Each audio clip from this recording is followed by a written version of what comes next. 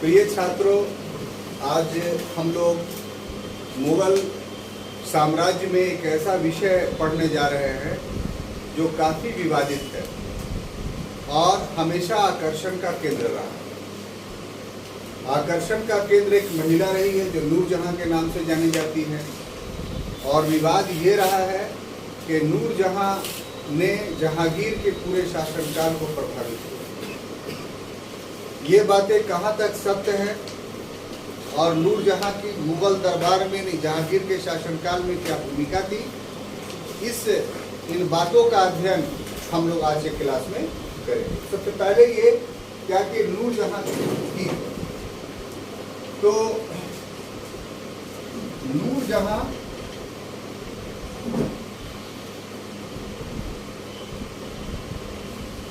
जहांगीर की पत्नी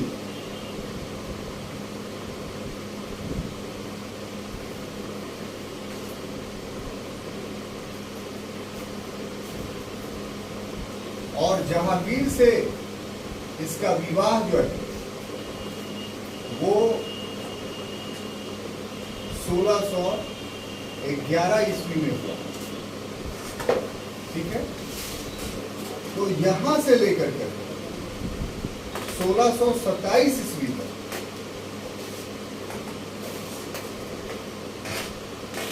नूरजहां काल के नाम से जाना जाता है। और ऐसा कहा जाता है कि इस काल में नूरजहां के द्वारा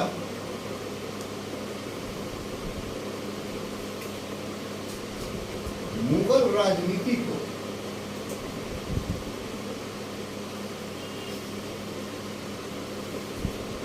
प्रभावित किया।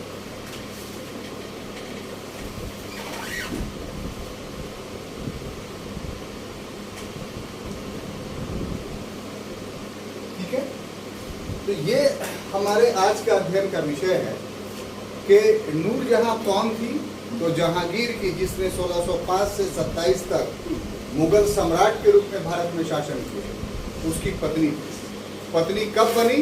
तो 1611 में बनी, और 1611 से लेकर 1627 ईस्वी तक कहा जाता है कि मुगल दरबार पे उसका इतना प्रभाव था कि सारे निर्णय जहांगीर नूरजहां के परामर्श के बाद ही लेती थी। यही नहीं बल्कि नूरजहां का अलग मुहर बना होता था। सारे शासकीय आदेशों पर नूरजहां सिग्नेचर करती थी और मुहर लगता था, उसके नाम के सिक्के चलाए गए। तो इन सभी प्रमाणों के आधार पर यह कहा जाता है कि ये नूरजहां काल था। इतिहास के दृष्टिकोण से ही कहाँ तक सच है, इसका हम लोग आज के क्लास में पता लगाएं। तो इस क्रम में हम पाते हैं कि सबसे पहले हम लोग ये देखें कि नूरजहां का उदय कैसे हुआ। ये जो नूरजहां है, इसका उदय किस प्रकार से होता है और कैसे वो भारतीय राजनीति में आती है। तो अगर उदय पर हम लोग देखते हैं तो पाते हैं कि इसके दादा का जो नाम था,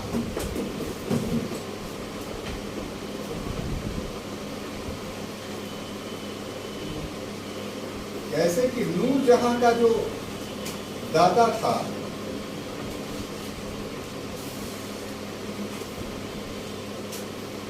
उसका नाम ख्वाजा मोहम्मद शरीफ।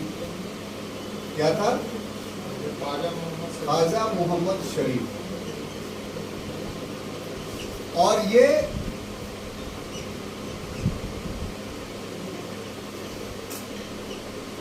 ईरान के शासक का दीवान। ठीक है, इस ख्वाजा मोहम्मद शरीफ के दो पुत्र थे।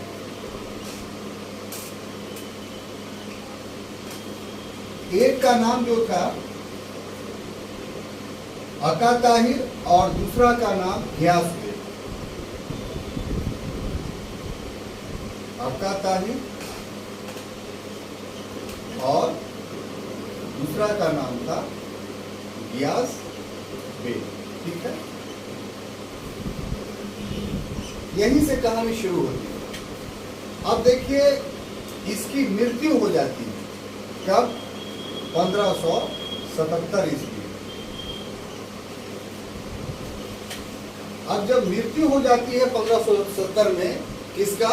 मोहम्मद शरीफ का, तो ये दोनों जो पुत्र होते हैं ये मृत्यु के बाद दुर्दिन के शिकार हो जाते हैं। कैसे? तो इनको वहां ईरान के शाह के यहाँ नौकरी नहीं मिलती। इसके पीछे तर्क ये था कि ईरानी शासक शिया थे, ये लोग सुन्नी थे। तो पिता के समय से ही विवाद चला आ रहा था, तो पिता की योग्यता की वजह से उसको नौकरी में रखा गया। पिता की मृत्यु के बाद बच्चों को नौकरी में नहीं रखा गया। तो जो दीवान का बेटा है तो उसका जीवन स्तर, सोचने का स्तर, रहन सहन वैसा ही होगा, कोई छोटा काम तो करेगा नहीं। तो उस लेवल की नौकरी नहीं मिली ईरान में। तो इसलिए आका ताहिर और गियास बेग क्या हो गया? बेरोजगार हो गया। बात समझ में आई? इसमें से जो मिर्जा गियास बेग है ये नौकरी की तलाश में,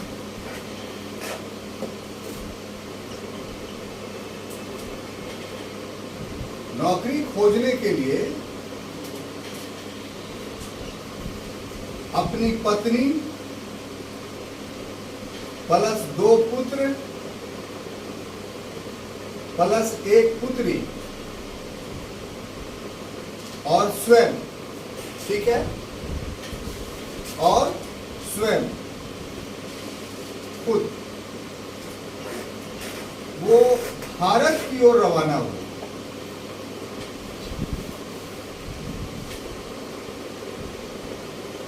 इसलिए कि भारत में मुगलों का शासन है, अकबर का शासन था इस समय, और यहां हमको नौकरी मिल जाएगी। इस गर्ज से मार्ग में कंधार एक जगह आता है यात्रा के क्रम में। यहां कंधार में उसकी पत्नी ने एक लड़की को जन्म दिया।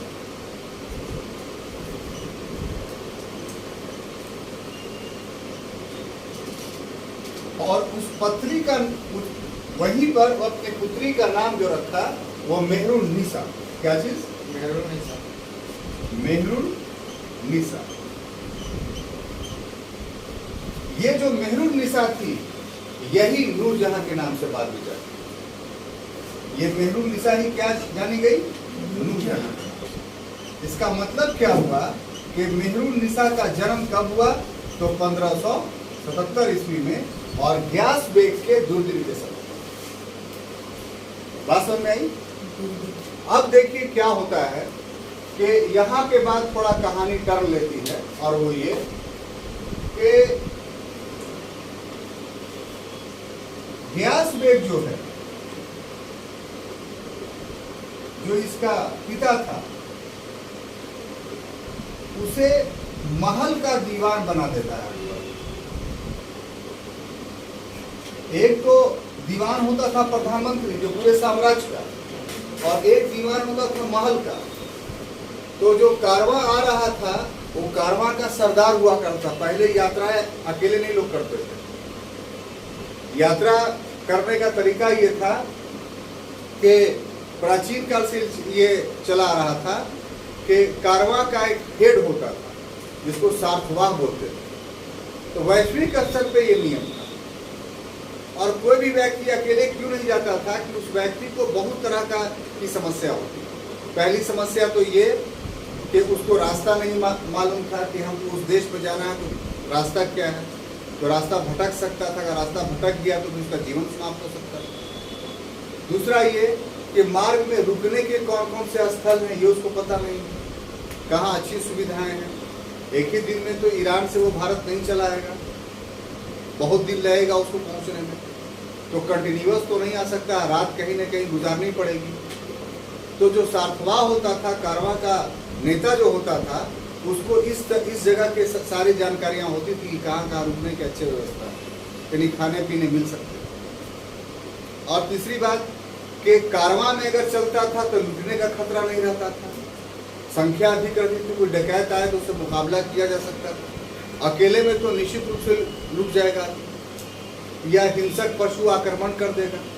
कारवां में रहेंगे तो हिंसक पशुओं से भी आप बच सकते हैं, क्योंकि उस समय का, जिस समय का इतिहास पढ़ रहे हैं, उस समय जंगलों की प्रतिशतता अधिक, तो अधिकांश यात्राएं जंगलों के बीच से होकर के गुजरना पड़ता। तो इन सभी कारणों से उस समय जो यात्राएं होती थी वो कारवां के नेता के अधीन होता था। तो इसने भी जो यात्रा की वो किसी कारवां में शामिल हो गया कि भारत जा रहा है तो हम भी भारत जाते हैं, और कारवां के सरदार का अकबर के साथ अच्छे संबंध। तो कारवां के सरदार ने गियास बेग का मुलाकात जो है अकबर से करवा दिया। अकबर शुरू में इसको कम ओहदे पर नौकरी में रखा, लेकिन गियास बेग के पास प्रतिभा थी, योग्यता थी। उससे प्रभावित होकर के अकबर ने इसे अपने हरम का या अपने कोठी का जो है वो दीवान बना। बात समझ में? इस प्रकार से जो गियास बेग और उसके 2 पुत्र और 2 पुत्रियां और एक बीवी, वो डायरेक्ट महल में रहने लगी, यानी मुगल दरबार का हिस्सा बन गया। ठीक है ना? अब देखिए कि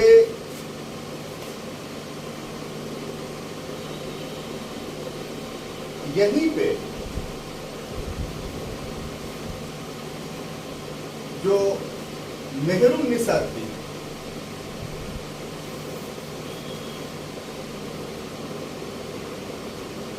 इस मेहरुन्निसा में प्राकृतिक सौंदर्य,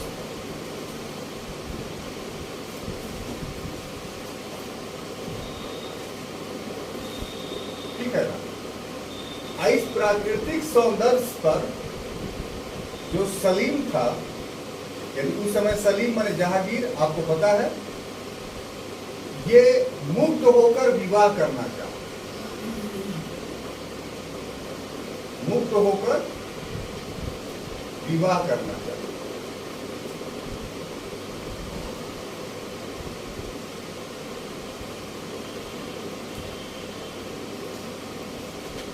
परंतु अकबर ने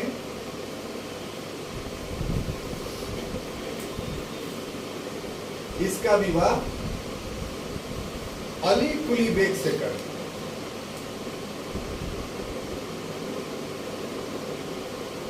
ठीक है? यही अली कुली बेग शेर अफगन के नाम से जाना जाता है। अब पहले एक ही बात समझ लीजिए, तब आगे यहाँ पर थोड़ा लिखने में हम कमी कर रहे हैं, क्योंकि और भी बहुत सारे विस्तार से बातें बता रही हैं।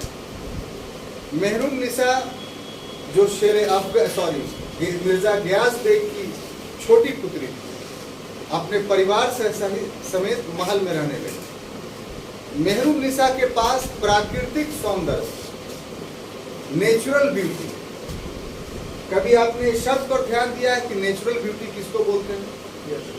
क्या जरा व्याख्या? विदाउट मेकअप, मतलब विदाउट मेकअप अगर हो और सुंदर दिखे तो आप उसको बोलेंगे ये प्राकृतिक रूप से सुंदर है, नेचुरल ब्यूटी। यही ना पकड़ना है। आप अंशतः सही कह रहे हैं, गलत नहीं। इसको एक शेर में ऐसे कहा जा सकता है कि अच्छी सूरत को संवरने की जरूरत क्या है? अच्छी सूरत को संवरने की जरूरत क्या है? सादगी भी तो क़यामत की अदा होती है। तो दिवाकर भाई ने कहा, उसको हमने शेर में ढाल दिया। अब इन्होंने, हमने कहा कि अधूरी बात कही। कि अधूरी बात कैसे? कि इन्होंने सिर्फ शारीरिक सौंदर्य का वर्णन किया। इसमें कमी ये रह गई कि उसका व्यक्तित्व भी काफी सुंदर था। व्यक्तित्व के सुंदरता का मतलब क्या हुआ कि उसके मिलने का अंदाज बहुत सुंदर था, उसके बोलने का अंदाज बहुत सुंदर था, उसका हृदय के अंदर जो बातें थी वो बहुत सुंदर थी। हृदय के अंदर की बातें का मतलब क्या हुआ कि झूठ नहीं बोलती थी, किसी की चुगली नहीं करती थी, किसी के प्रति बुरा भावना नहीं रखती थी। तो सुंदरता का जो नाश होता है सबसे ज्यादा वो इसी से होता है कि अगर किसी के प्रति आप जैसे ही बुरा भावना पाल लिए, आपने झूठ बोलना शुरू कर दिया, तो वैसे ही आपका जो ऊपरी सुंदरता है वो भी विनष्ट होना शुरू हो जाता है। और अगर ये आंतरिक सुंदरता को आप बहुत ज्यादा अपलिफ्ट करते हैं तो उससे अगर बाहरी तौर पे कुछ कमियां भी हैं तो कमियां जो है वो खत्म हो जाती हैं और बाहरी रूप से भी व्यक्ति सुंदर हो जाता है। तो प्राकृतिक सुंदरता का यहाँ ये अर्थ है। इसमें एक सेंटेंस है, दिल लगी दीवार से तो परी क्या करे। मतलब इसका अर्थ समझते हैं? तो दिल दीवार से कैसे लग जाएगी? यहाँ इसका अर्थ ये हुआ कि उसका जो आंतरिक सुंदरता है उस आंतरिक सुंदरता पर व्यक्ति मोहित हो जाता है। फिर ये नहीं देखता है कि लड़की काली है, लड़की का नाक चपटा है, कितनी खूबसूरत है। तो यहाँ पर नूरजहां या मेहरुन्निसा का जहां तक मामला था तो आंतरिक और बाहर दोनों रूप से सुंदर थी वो, इसलिए प्राकृतिक सुंदर। अब महल में बहुत सारी लड़कियां थी। वो ऐसे बाप का बेटा था कि जिसके रिश्ते विदेशों से आ सकते थे। ईरान और मिस्र में एक से एक खूबसूरत लड़कियां और आती भी थी दरबार में, रिश्ते भी आते थे। लेकिन सलीम का दिल अटक गया कहां? तो मेहरुन्निसा। किस वजह से? तो वो प्राकृतिक रूप से सुंदर। अब देखिए यहीं पर इतिहास में बहुत अन्याय हुआ है। ये जो खंड है यहीं से अनारकली भी निकल गई, यहीं से मधुबाला भी निकल गई, और ये सब अनैतिहासिक है। इसका मुगल इतिहास में अनारकली मधुबाला का कोई वर्णन नहीं है। ये बाद के लेखकों की कपोल कल्पना है। अगर ऐतिहासिक सत्य है तो मेहरुन्निसा है। इसी मेहरुन्निसा को किसी ने अनारकली बना दिया रूपम जी, किसी ने मधुबाला बना दिया, और जब पूछा गया कि कहाँ है वो तो नहीं दिखा पाया। तो इसीलिए इस क्षण में हम आपको अलर्ट करके बता रहे हैं कि ऐतिहासिक चरित्र अगर जहांगीर के दरबार में या अकबर के दरबार में कोई है तो वो मेहरुन्निसा है, जो नूरजहां के नाम से जानी गई। अब इसने महल में बात फैल गई कि साहबजादे का कदम लड़खड़ा रहा है, साहबजादे किसी गलत रास्ते पे जा रहे हैं। अकबर के पास खबर किया कि तो मुगलों के शान पे पट्टा लगा दिया। अब शहंशाह, मेरे बेटे की शादी होगी तो किसी शहंशाही से होगी, किसी सम्राट की पुत्री से होगी। ये एक साधारण व्यक्ति जो हमारे यहाँ नौकर है, यानी उसकी बेटी तो हमारे यहाँ दासी है। एक राजकुमार दासी से कैसे विवाह कर सकता है? इसलिए अकबर काफी विचलित हुआ। तो अकबर का एक बॉडीगार्ड हुआ करता था जिसका नाम था अली कुली बेग। ये अली कुली बेग जानते हैं, हबशी गुलाम था, यानी अफ्रीका का हबशी था, बहुत ताकतवर था। इसीलिए इसे अकबर ने अपने बॉडीगार्ड के रूप में बहाल कर रखा। तो फौरन मेहरुन्निसा की शादी अली कुली बेग से करा देता अकबर, कि न रहेगा बांस न बजेगा बांस। अब सलीम किस पर दिल दे? अब देखिए बेनी प्रसाद वर्मा इस बात के उद्घाटन करता है। मॉडर्न हिस्टोरियन है और नूरजहां युग का जो कल्पना है वो बेनी प्रसाद वर्मा का। बेनी प्रसाद वर्मा ने मुत्तमिद खां बख्शी, जिसने एक पुस्तक लिखी इकबालनामा जहांगीरी, उससे इस चीज का उद्भेदन किया और ये बताया कि वास्तव में उसका दिल जिस पे आया था कभी भूला नहीं। तो एक प्लानिंग बना लिया जहांगीर ने, सलीम ने, कि जब तक ये बुढ़ा जिंदा है तभी तक ना अनारकली को कभी न कभी तुम प्राप्त कर ही ले। इसके जीवन में तो नहीं कर सकते हैं, तो भविष्य के लिए रणनीति बनाने लगा। तो सबसे पहला काम उसने क्या, बेनी प्रसाद वर्मा लिखते हैं कि अली कुली बेग को अपने साथ मेवाड़ अभियान पर लेकर के चला गया 1598 में, और वहां मेवाड़ अभियान में अली कुली बेग ने बहुत वीरता का परिचय दिया। उस उपलक्ष्य में उसी ने, जहांगीर ने ही, यानी सलीम ने ही किसे शेर अफगान की उपाधि दी। किसकी? शेर अफगान, यानी अफगान का शेर। बेनी प्रसाद वर्मा कहते हैं कि ये सब चाल थी। कितना मानता था मेहरुन्निसा के पति को कि शेर अफगान की उपाधि दे। और यही नहीं, इस शेर अफगान को या अली कुली बेग को 1605 में जब वो शासक बना तो बनते के साथ बर्दवान का जागीरदार बना दिया।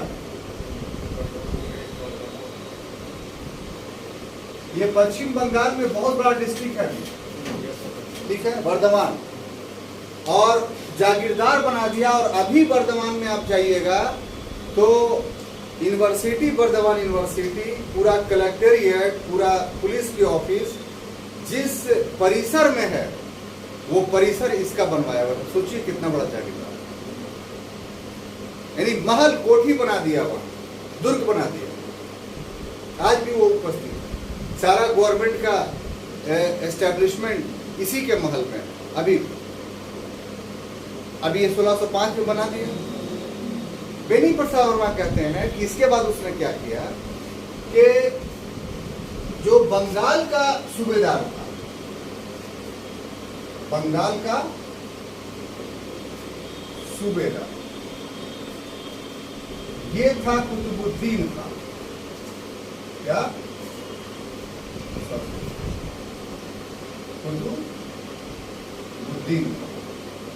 तो पद में इससे बड़ा हो गया। घटना यह है कि कुतुबुद्दीन खान और शेर अफगान के बीच जो है वो एक युद्ध होता है और इस युद्ध में दोनों मारे जाते हैं। दोनों की मृत्यु हो जाती है। अब ये एक सामान्य सी बात है, लेकिन लोग शक करते हैं कि क्या हुआ कि अभी तक जो बंगाल या बिहार का इलाका था अफगानों के कब्जे में था। मुगल सूबेदार थे, लेकिन अफगान काफी शक्तिशाली, छोटे छोटे पॉकेट में वो बटे हुए थे और मुगल सूबेदार को उनकी अधीनता स्वीकार करनी पड़ी जगह जगह। तो बेनी प्रसाद वर्मा के अनुसार ये कहा गया, हालांकि अन्य इतिहासकार इसको नहीं मानते हैं कि एक कपोल कल्पना है, लेकिन उस कपोल कल्पना को ही आप जान लीजिए, तब आपको सीक्वेंस बनाने में आसानी होगी कि जहांगीर ने लगा दिया कुतुबुद्दीन ऐबक को, ये कह करके कि तुमको किसी भी सूरत में जो है शेर अफगान को मारना है, ठीक है। अब उसके बाद इसने एक चाल चली कुतुबुद्दीन खान है कि अफगानों का तुम समर्थन कर रहे हो, इसलिए कल मुर्शिदाबाद आकर के इसका स्पष्टीकरण। तो शेर अफगान नहीं गया मुर्शिदाबाद, तो ये फौज लेकर के बर्दवान आता है, और बर्दवान जब आता है तो दोनों के बीच तूतू में होता है। तूतू में होता है तो इधर कहा यह जाता है कि कुतुबुद्दीन ऐबक को यह बात समझा दिया था, और उधर शेर अफगान के सैनिकों को कुछ अपना मिलाकर करके उसको यह समझा दिया था कि दोनों में तूतू में तुम उस पर आक्रमण कर देंगे, मार देंगे। तो शेर अफगान के सैनिकों ने जो है कुतुबुद्दीन खां को मार दिया।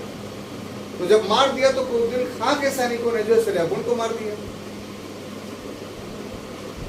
तो उसका जो नूरजहां का पति था उसको भी समाप्त कर दिया, और उसको मरवाने के लिए जिससे साजिश किया था जहांगीर ने उसे भी समाप्त करवा दिया।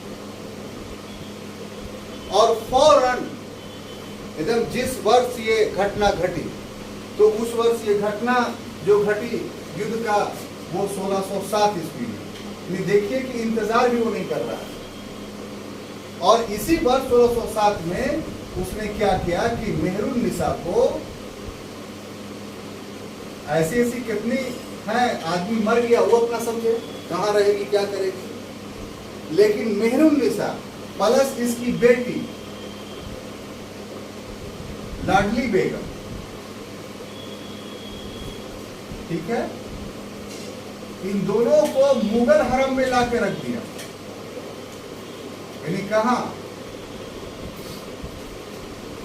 आगरा में। अभी दिल्ली का लाल किला नहीं बन रहा है। दिल्ली का लाल किला कब बनेगा? शाहजहां के समय। अभी जो हेडक्वार्टर है मूल कहाँ था? आगरा था, नहीं आगरा के लाल किला। और अपनी माता जो थी उसके कमरे में रख दिया कि तुमको यहीं रहना है। राजमाता के कमरा में बहुत इंपॉर्टेंट आदमी रहता है, और देखा नहीं उसको। देखता कब है? तो इस मेहरुन्निसा को देखता है वो 1611 में। कहा? तो मीना बाजार।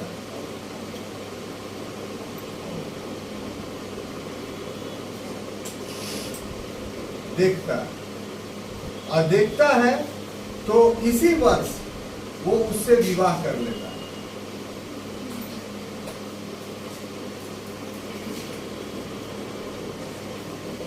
अब बोलिए दिल कब आया था इसका?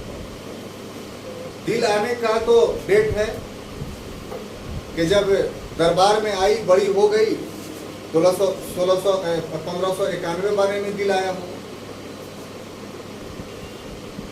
मामला चलता रहा 98 तक। अकबर सक्रिय कब हुआ? तो 98 में हुआ सक्रिय, 1598 में। अब 1591 में दिल आया। समय क्या है? 1611। कितना समय गुजर गया? जोड़िए तो जरा। 9 साल उधर, 10 साल इधर, 19 और 2 साल इधर, 21 साल। अगर मान लिया वो 16 साल की भी थी जिस समय वो देखा होगा, तो 16 21 कितना होता है? 37। तो 37 में लड़कियां तो बूढ़ी हो जाती हैं, प्लस उसकी बच्ची भी है। लेकिन सही दिल से चाहता था। जो प्राकृतिक सौंदर्य, अब हम इस पर आते हैं कि वास्तव में नेचुरल ब्यूटी उसकी, अगर सिर्फ शरीर से संबंध रहता है मेहरुन्निसा से, तो 37 साल मुन्ना भाई बहुत बड़ा समय होता है। इस समय तक ये लगाव खत्म हो जाना चाहिए था। लेकिन जहांगीर का या सलीम का जो लगाव था, वो सिर्फ चेहरे से लगाव नहीं था, उसकी प्राकृतिक सुंदरता से। ये कभी मरी नहीं। और दूसरी बात ये भी, प्राकृतिक सुंदरता वो सुंदरता होती है जिसकी शारीरिक सुंदरता भी खत्म नहीं होती। ताजुब की बात ये है, और बड़ी सुंदर बात है। इसलिए ये हुआ होगा कि मेहरुन्निसा जिस उम्र में थी, 37 साल में भी उसी उम्र में रहे, 16 साल। इसलिए आकर्षित करते हैं। और आपने देखा कि कितने घटनाओं को और कितनी चालाकी के साथ जहांगीर ने या सलीम ने इसको अंजाम दिया, कि इतिहास में शक भी नहीं हुआ। ये तो बेनी प्रसाद वर्मा है जिन्होंने सारी घटनाओं पर नोट ऑफ इंट्रोगेशन लगा दिया। और बेनी प्रसाद वर्मा के इस नोट ऑफ इंट्रोगेशन पे इरफान हबीब और एक लखनऊ के ही बहुत बड़े हिस्टोरियन थे जो पश्चिम बंगाल के नूरुल इस्लाम गवर्नर बने, उन्होंने दोनों में खारिज कर दिया इसको। लेकिन फिर भी इतिहास के पन्नों में नोट ऑफ इंट्रोगेशन आज भी बना हुआ है, और वही हम आपको पढ़ा रहे हैं। अब बात समझ में आई? तो इस ढंग से जो उदय की कहानी है वो हमने आपको बताया। इस ढंग से वो यहां तक पहुंची 1611 में। किसके पास? तो सलीम के पास, यानी जहांगीर के पास। इतना लंबा सफर। अब देखिए इसके बाद क्या होता है कि 16 इस विवाह के बाद उपाधि दी गई जहांगीर के द्वारा फौरन। ठीक है, ये उपाधि क्या दी गई? तो एक उपाधि जो दिया गया था वो नूर महल।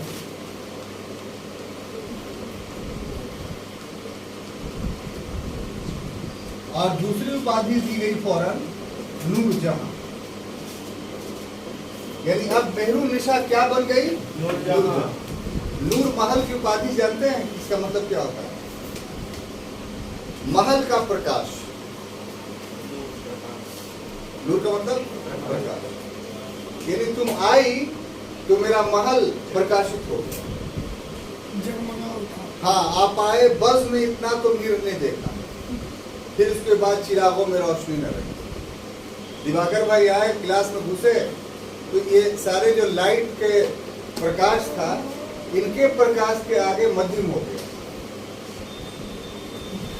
जैसे उदाहरण के लिए कि सूरज के सामने एक माचिस की तीली जला करके उसकी रोशनी तलाश कीजिए, मिलेगा उसकी रोशनी? तो इसी दिवाकर भाई क्लास में आए तो आप ये सेफेल बल्ब का रोशनी खोज रहे हैं। तो वही इस शेर में कहा गया है कि वह बस में इतना तो मीर में देखा, फिर उसके बाद चिरागों में रोशनी रही। तो साहब नूर जहां मेहरुन्निसा जैसे ही महल में आई तो महल पूरा जगमगा गया। महल जगमगा गया का मतलब क्या है? नूर जहां के सामने किसी का शक्ल ही नहीं नजर आता था सलीम को, ये जहांगीर, सिर्फ नूर जहां ही दिखती थी। और कुछ ही महीनों के बाद ऐसा हो गया कि बीच में कोई नजर नहीं आने लगा, इसलिए उसने नूर महल को नूर जहां कर दिया। यानी अब जहां का प्रकाश है, दुनिया का प्रकाश है। मेरे लिए दुनिया तुम ही हो और दुनिया मेरे लिए कोई नहीं है। तो मोहब्बत की इंतहा थी। अगर प्रेम का आप आदर्श रूप देखना चाहते हैं तो इतिहास के इस पड़ाव पर देख सकते हैं। अब देखिए साहब, जब उसने उसी को अपना दुनिया मान लिया तो फिर उससे अलग कैसे करता? फिर तो मेरा साइन तुम्हारा साइन, मेरा मोहर तुम्हारा मोहर, मेरा आदेश तुम्हारा आदेश हो ही जाएगा। आज पति पत्नियों में ये बात होती है कि शादी हुई नहीं कि पति पर पत्नी का आदेश चलता है। कहाँ जा रहे हो तो बता के जाओ, हम नहीं कहेंगे तो नहीं जाना है, ये काम करना है।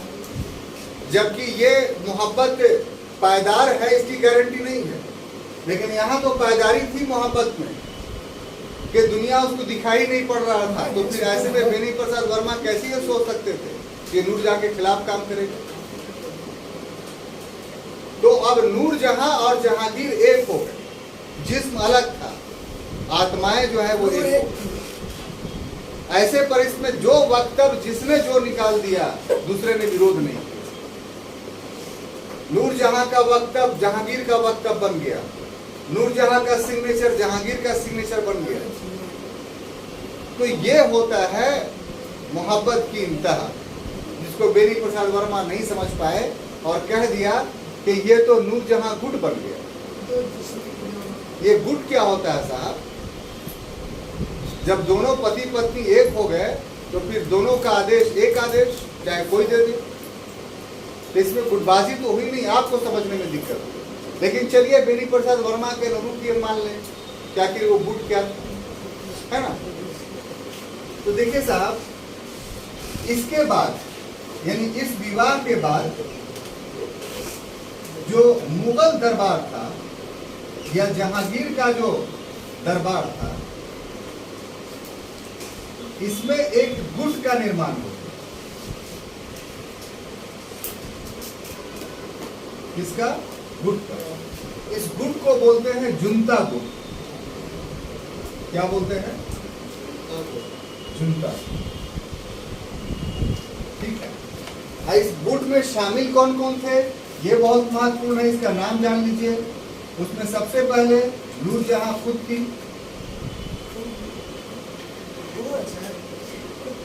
उसका बाप था मिर्जा गियास,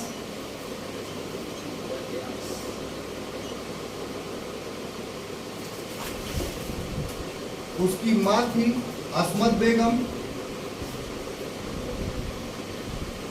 ये कभी कोई रिलेशन नहीं लिख रहे हैं, ठीक है। उसके बाद उसका भाई था आसिफ खान। इस आसिफ खान की एक बेटी थी जिसका नाम था ताजमहल किसकी याद में बना? उसकी बीवी का क्या नाम है?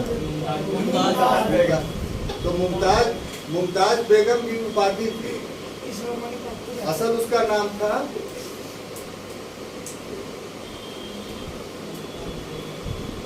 नाम भूल रहे हैं। तो वो आसिफ खां की बेटी थी मुमताज महल जो, ठीक है। और आसिफ खान ने अपनी बेटी की शादी खुर्रम से करा दिया। किससे? खुर्रम से 1612 में। तो इस ढंग से खुर्रम भी इस गुट में शामिल हो गई। अर्जुमंद बानो, अर्जुमंद बानो बेगम जो है वो इसकी बेटी थी। होता है हमेशा याद नहीं आता है। तो ये लोग जुंता गुट में शामिल हैं। अब देखिए कि नूरजहां का जो पीरियड है, जिसको हम लोग नूरजहां काल कहते हैं, क्या बोलते हैं? नूरजहां काल। ये नूरजहां काल जो था वो 1611 से लेकर के 1627 तक था, ठीक है ना। लेकिन ये दो का बहुत सा पढ़ने में मजा आता है आप लोग को। तो ये जो हिस्ट्री वही ना पढ़ाएंगे भाई, नहीं पढ़ाएंगे, ठीक है। अर्जुमंद बानो बेगम तो लिख दिया अर्जुमंद की लिखा। अब ये जो उनका नूरजहां का जो पीरियड है, ये वास्तव में दो कालों में बटा हुआ है। कितने कालों में? दो कालों में। ये एक पीरियड इसका था 1611 से लेकर के 1622, ठीक है। और दूसरा है 1622 से लेकर के 1627। ये ऐसा दो पीरियड क्यों है, ये समझने की कोशिश की। जो ये प्रथम पीरियड है, इसमें इसके माँ बाप जीवित थे। किसके माँ बाप? नूरजहां, यानी मिर्जा गियास बेग, जिसको उपाधि दिया था जहांगीर ने इत्मादुद्दौला का।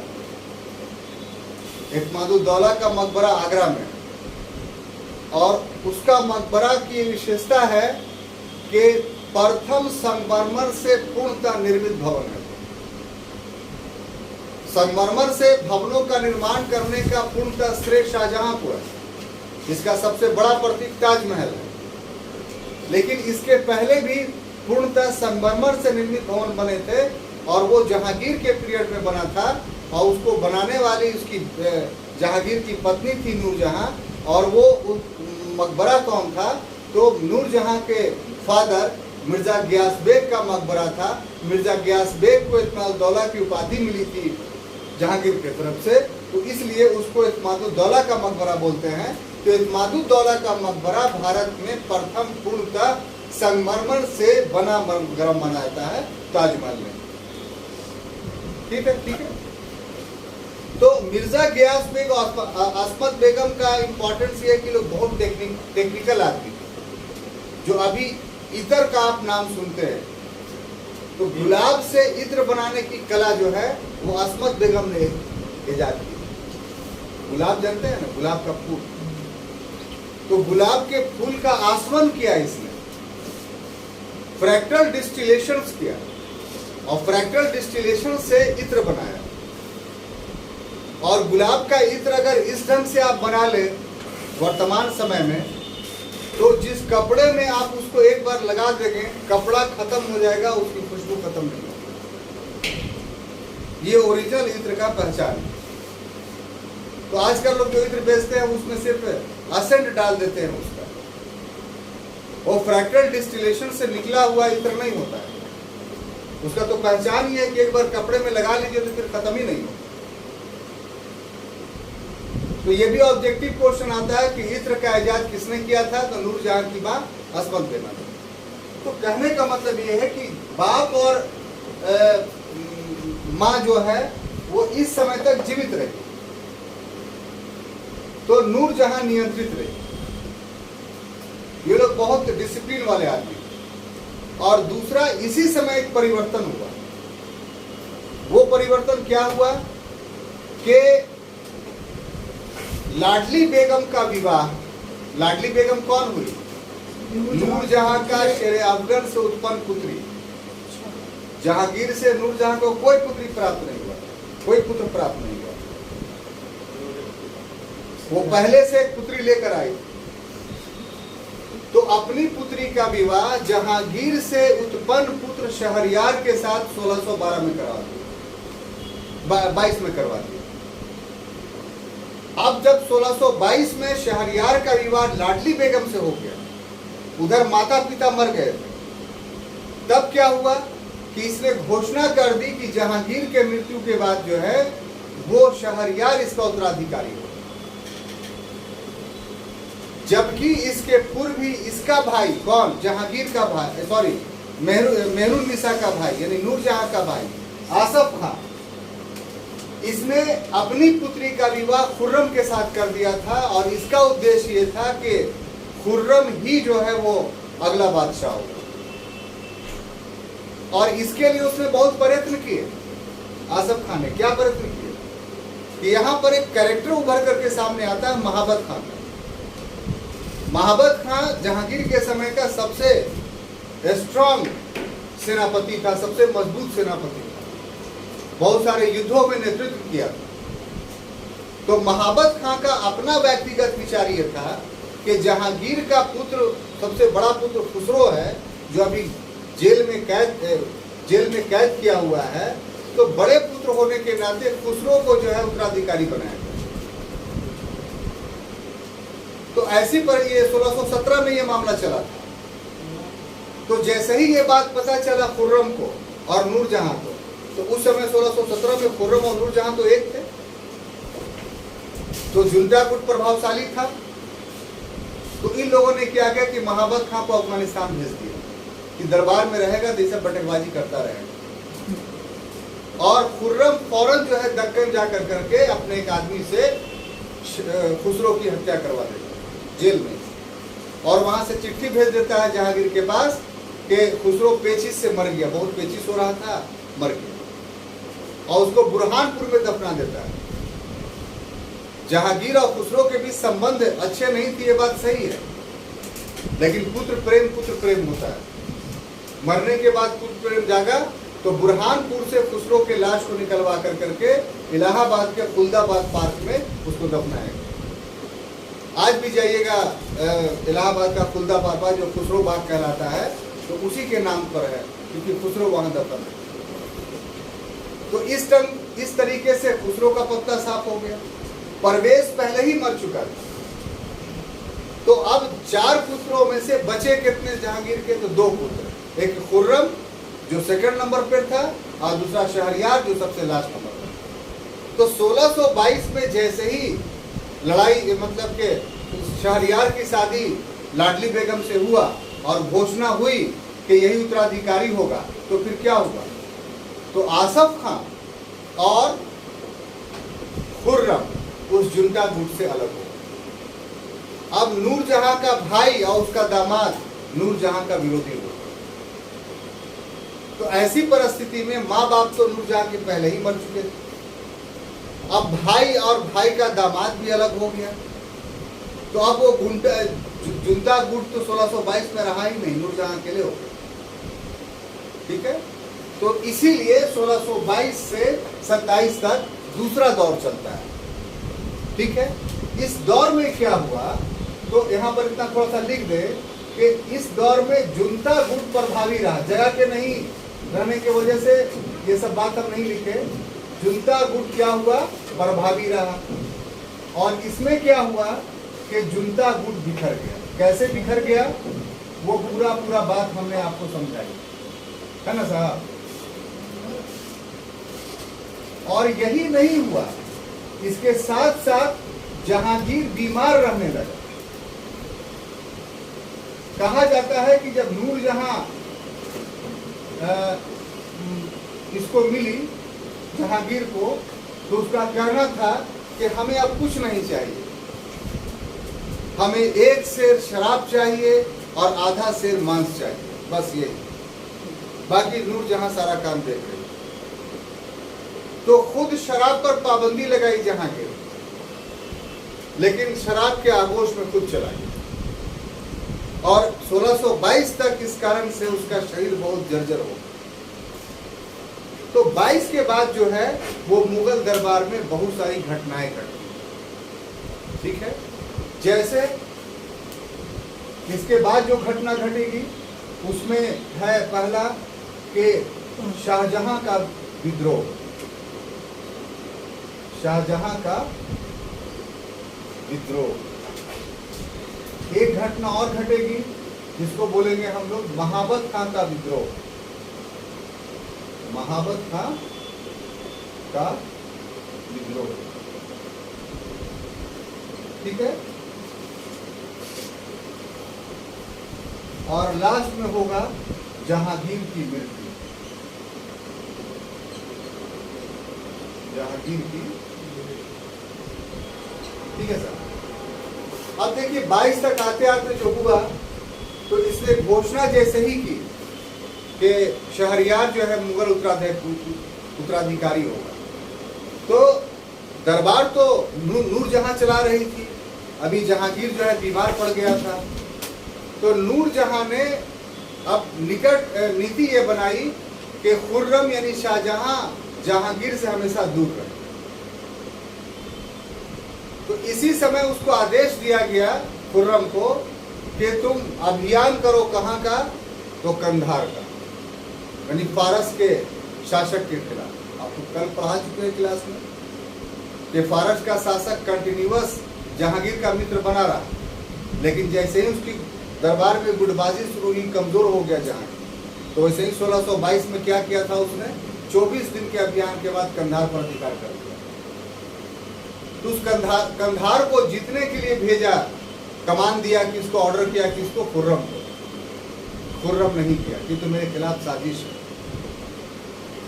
तो शासनादेश का उल्लंघन विद्रोह माना जाता है। फिर उससे किया गया मांग कि नहीं जा रहे हो तो दक्कन की जितनी सेना तुम्हारे पास है वो सब मेरे हवाले कर। तो दक्कन की सेना को भी हवाले नहीं। ये दोनों घटनाएं विद्रोह का सूचक। तब महाबत खां को उसके पीछे लगाया गया कि इसके विद्रोह को दबाओ। अब सोच लीजिए कि खुर्रम ने जहांगीर के काल में सारी विजय की, लेकिन खुर्रम को पराजित किसने किया? तो महाबत खां ने। इसका मतलब खुर्रम से भी शक्तिशाली महाबत खां। लेकिन महाबत खां ने खुर्रम को इतना आसानी से पराजित नहीं किया।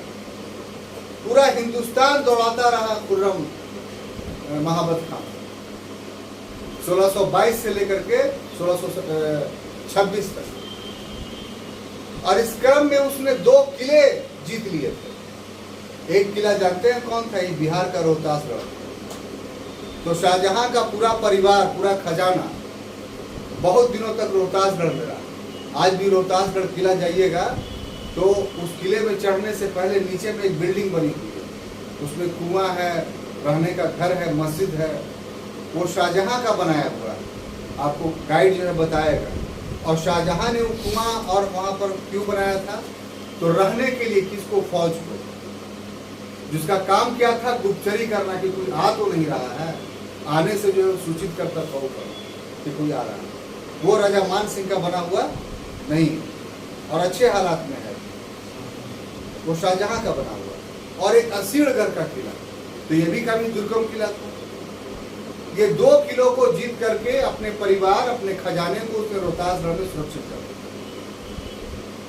लेकिन महाबत खां इतना मजबूत था कि उसने अंततः उसे पराजित ही कर दिया। और पराजित करने के बाद दोनों के बीच समझौता होता है कि तुमको माफ तभी किया जाएगा जब तुम असीरगढ़ और रोहतास के किले को मुगलों के हवाले करो। तैयार हो गया कि ठीक है, हवाले करो। और दूसरा कि बाद में तुम बौड़ाही नहीं करोगे तो अपने 2 पुत्रों को, उसके बाद भी 4 पुत्र थे, तो 2 पुत्रों दारा और औरंगजेब को जो है वो बंधक के रूप में दरबार में रखो। तो दारा और औरंगजेब बंधक के रूप में रहा। शाहजहां जब शासक बना तब वो दोनों जेल से छूटा। तो इस तरीके से खुर्रम का विद्रोह जो है वो शांत किया गया। अब दूसरी घटना क्या घटी कि उस विद्रोह को दबाया किसने था? तो महाबत खां ने। तो अब महाबत खां की महत्वाकांक्षा जागी कि नहीं जागी, लेकिन नूरजहां को शक हो गया कि महाबत खां को ज्यादा वैल्यू देने की जरूरत नहीं है। अब इतना बड़ा आपका काम कर दिया, वैल्यू नहीं दीजिएगा तो असंतुष्ट तो होगा वो। तो दरबार में उसकी उपेक्षा की जाने लगी महाबत खान का, मुगल दरबार में, उससे काफी खिन्न हो गया। तो जहांगीर तो मृत्युशैया पर था, बीमार था। हकीम ने कहा कि इनको प्राकृतिक दृश्यों का सैर कराइए। तो नूरजहां लेके गई कश्मीर। कहाँ गई? कश्मीर। इससे अच्छा प्राकृतिक दृश्य कहीं नहीं, लेकिन वहां भी ठीक नहीं। असल मामला यहाँ पर यह है साहब कि अगर सच्ची मोहब्बत हो जाती है तो उसकी अंतिम परिणति जानते हैं क्या होता है? कि जितना जल्दी इस दुनिया से चल जाए। जिसको चाहा था वो तो मिल गया, अब इस दुनिया में रखा क्या? तो उसके बाद आदमी मौत की तमन्ना करने लगता है। हमको लगता है जहांगीर के साथ भी कुछ ऐसा ही है, इसलिए उसकी बीमारी ठीक हुई नहीं। तो फिर हुआ कि लाहौर लेके चलते हैं, वहां का जलवायु बहुत अच्छा है। तो नूरजहां कश्मीर से लाहौर लेकर के चलने लगे। तो रास्ते में बेहर नदी था, वहां पर रुकी हुई। इसकी जो दिन प्रतिदिन उपेक्षा हो रही थी महाबत का, पूरा बेहर नदी के पास जो है दोनों को घेर, जहांगीर को भी और Nurjahan. You are under arrest in my custody. लेकिन हाँ, महाबत खां में इतना था कि स्वयं को बादशाह घोषित नहीं, सिर्फ ये दिखा दिया कि हमारे तरह इंसान है कि उनको बख्श दिया। नहीं तो चाहते तो दोनों को मार देते, लेकिन मुगलों के प्रति वफादार है। तो फिर जो है रिहा कर दिया। फिर दोनों में नेगोशिएशन हो गया नूरजहां में, और विद्रोह जो है वो कर। और जब लाहौर आया तो लाहौर में इसकी मृत्यु हो गई। इसकी जहांगीर, और वहीं के एक आराम बाग में जो है उसको दफना दिया गया नूरजहां के द्वारा। और लाहौर में ही इसका मकबरा है, जहां बहुत खूबसूरत इमारत नूरजहां ने बनवा दी। अब देखिए, इसके बाद कहानी खत्म नहीं हो जाता है। इसके बाद गृह युद्ध होता है कि फौरन लाहौर में ही अपने बेटे, सॉरी अपना दामाद और अपने पति का बेटा, कौन था? शहरयार, उसका राज्याभिषेक करा दिया। और इस समय खुर्रम कहाँ था? तो दक्कन में था। फौरन आसिफ खान ने एलची भेजा, जाकर बुला के लाओ उसको। और एलची बुला के लाया तो उसका आगरे में जो है उसका राज्याभिषेक करा। यानी बैक वक्त दो शासक, लाहौर में शहरयार और आगरा में खुर्रम उर्फ शाहजहां। अब ऐसे में युद्ध होना अनिवार्य था। तो शाहजहां ने अभियान किया जिसमें शहरयार पराजित होता है और उसके बाद एक ही शासक बन जाता है। लेकिन खुर्रम ने भी अपनी सौतेली माँ के साथ बुरा व्यवहार नहीं किया। उसको वहीं 2 लाख रुपये वार्षिक का जो है वो पेंशन दे दिया। और 1645 तक, जब तक नूरजहां जीवित रही, उसकी पेंशन उसको मिलते रहे। और नूरजहां और खुर्रम के बीच में फिर कोई विवाद नहीं। तो इस तरीके से नूरजहां का पूरी बातें या पूरा चीज़ जो है हमने आपको बताई। अब अंत में हम आपको ये बताना चाहते हैं कि विवाद क्या है। तो विवाद ये है कि बेनी प्रसाद वर्मा, आधुनिक इतिहासकार जो हैं, वो इसके उपज है, इस कहानी। और उन्होंने मुतमिद खां बख्शी की किताब आलमगीरे जहांगीरी को आधार बनाया और उसके आधार पर ये सब बात कहा। इस पर कड़ी आपत्ति आधुनिक इतिहासकारों ने। उसमें से एक जो इतिहासकार जीवित है, इरफान अली, और दूसरे जो वेस्ट बंगाल के गवर्नर थे नूरुल इस्लाम, उनकी मृत्यु हो गई है कुछ वर्ष पहले। इन दोनों ने अकाट परमाणु के आधार पर यह प्रमाणित किया है कि वास्तव में इस तरह का कोई गुट था ही नहीं। पत्नी है तो पत्नी साथ में रहेगी।